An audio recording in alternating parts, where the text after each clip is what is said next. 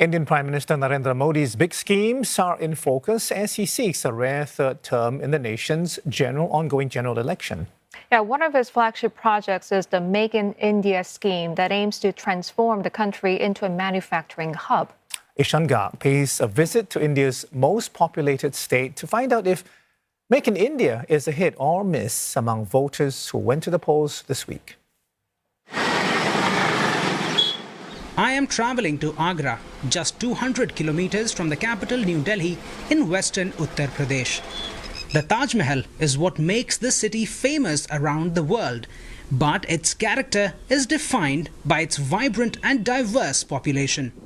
More than 80% of the population of Agra are Hindus, and hundreds of thousands belong to the minority communities, which means that in some sense Agra really is a microcosm of the wider state of Uttar Pradesh, which is the most populous state in the country.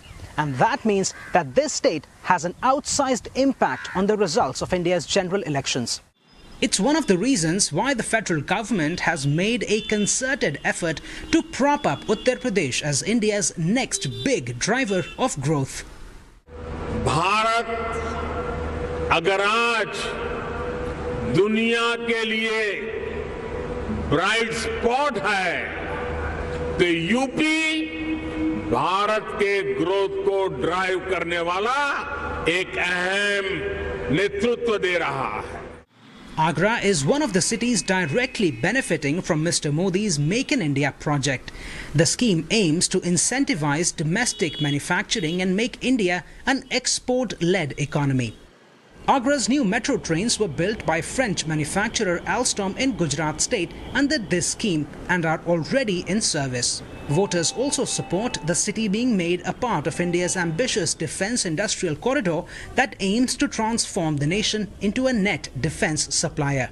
हम depend थे Japan पर या कुछ चीज़ें जैसे कि आप mechanical के संबंधित में आज हम खुद ही मैन्युफैक्चरिंग कर रहे हैं. इसके अलावा जो हम आज प्रेजेंट टाइम में फाइटर प्लेन तक हम अपने खुद बना रहे हैं, अपनी मिसाइल्स बना रहे हैं. जो भी मोदी जी की जो पहल है वो काफ़ी अच्छी है और हम तो यही चाहेंगे कि जो भी बन रहा है चीज़ें वो हमारे देश की खुद की बनी हुई चीज़ें हों. उनका फ़ायदा हमारे देश में लोगों को रोज़गार प्रोवाइड करने में काफ़ी हेल्प होती है उससे. A key source of employment for Agra's local population is its indigenous leather industry. It's responsible for roughly 30% of all leather shoes made in India. Around 35 to 40% of Agra's population is earning bread and butters directly or indirectly from this industry. Dower Group is the biggest player in Agra.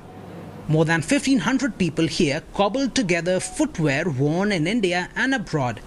The company says it's benefited from the BJP government's business-friendly policies.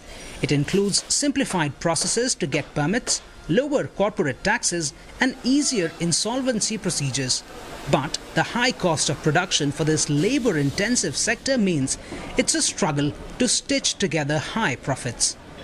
The capital cost in India is much higher. The world is getting at 0 to 2%. We are working at 8 to 10%. So futuristic growth if we see or the scaling up, it becomes little difficult at this. The problems are even greater for those dreaming on a shoestring budget. Naval Kishore, who works in the Dower factory, says schemes like Make in India don't apply to the poorest. According to him, he's tried multiple times to start his own venture after working in this sector for decades, but to no avail. तो उन्होंने कहा तो तुम्हारा तो कोई रोजगार दिख रहा नहीं, चाहे तो तुम्हारा कोई छोटा मोटा कारखाना हो तो उसमें तुम्हें पैसे उठा के मतलब दिए जाएं. तो फिर उसने मेरा लोन कैंसिल कर दिया. फिर मैं उसकी आस ही छोड़ दी. फिर मैंने अब काम में देखते हैं काम होगा जो. Small businesses lining Agra's famed leather market say they feel mostly cut off from the Make in India scheme. Some tell me small businesses haven't benefited from the big government schemes and still rely on their traditional craftsmanship to lure domestic customers. Economists argue these policies could help people, although gradually. This question is linked to how quickly the effects of markets sort of trickle down all the way down to the hinterland that you're saying, or the rural areas. And trickle down happens on its own, but happens very slowly. Still, the government is relying on big domestic and international firms to utilize the Make in India scheme to drive India's growth and employment numbers. Less than 200 kilometers from here, Samsung has set up its largest mobile manufacturing plant. Another South Korean giant, Hyundai Motors, is also investing some $1.5 billion to set up an electric vehicle plant in the same state. Make in India is a project that touches the lives of everyday people. Here we are traveling in a car made by India's biggest selling car manufacturer, Maruti Suzuki. It started off in 1981 as part of India's first big push to make cars more affordable. And now its made in India cars are being exported across the global south. It's setting exactly the kind of example that Prime Minister Narendra Modi would want from his marquee project. Yet the questions over high unemployment numbers continue haunting the government. The government hasn't clarified how many jobs the Make in India scheme has created. Its periodic labour force survey puts the unemployment rate between 2022 to 2023 at 3.2%. Just days before, a report from the International Labour Organization said 83% of India's unemployed were youth. Analysts believe traditional industries like leather and textile industries can help tackle unemployment better than the tech and services sector.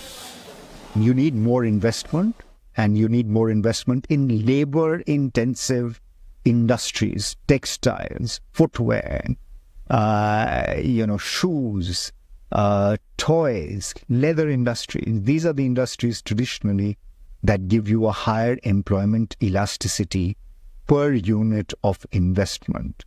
And these are the industries that we need to focus on unless we take off. More investments could help Agra's centuries-old leather industry and its hundreds of thousands of employees, which could in turn make the Make in India a scheme that uplifts millions and not just the few. Ishan, Garg, CNA, Agra.